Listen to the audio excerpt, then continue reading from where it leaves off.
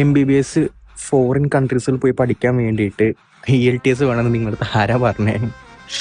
അങ്ങനെയൊന്നുമില്ല കേട്ടോ. നമുക്ക് IELTS ഒന്നും ഇല്ലാണ്ട് തന്നെ നമുക്ക് MBBS നമുക്കൊരു അടിപൊളി യൂറോപ്യൻ കൺട്രിയിൽ പോയി പഠിക്കാൻ പറ്റും.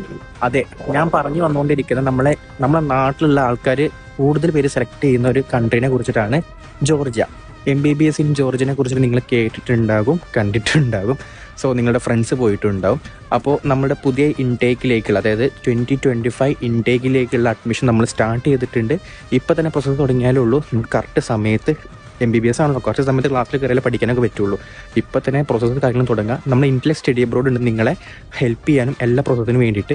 A to Z ഉള്ള കാര്യങ്ങൾ നമ്മൾ നിങ്ങൾക്ക് ഹെൽപ്പ് ചെയ്ത് തരും. അക്കോമഡേഷൻ്റെ കാര്യമാണെങ്കിലും വിസയുടെ കാര്യങ്ങളാണെങ്കിലും എയർപോർട്ട് പിക്കപ്പും കാര്യങ്ങളെല്ലാം നമ്മൾ അറേഞ്ച് ചെയ്ത് തരും കേട്ടോ. ഇപ്പോൾ തന്നെ കോൺടാക്ട് ചെയ്യുക. സ്കോളർഷിപ്പും കാര്യങ്ങളെല്ലാം ഉണ്ട്. Contact Intellect study abroad for more information. Details ഞാൻ താഴെ കൊടുത്തിട്ടുണ്ട്.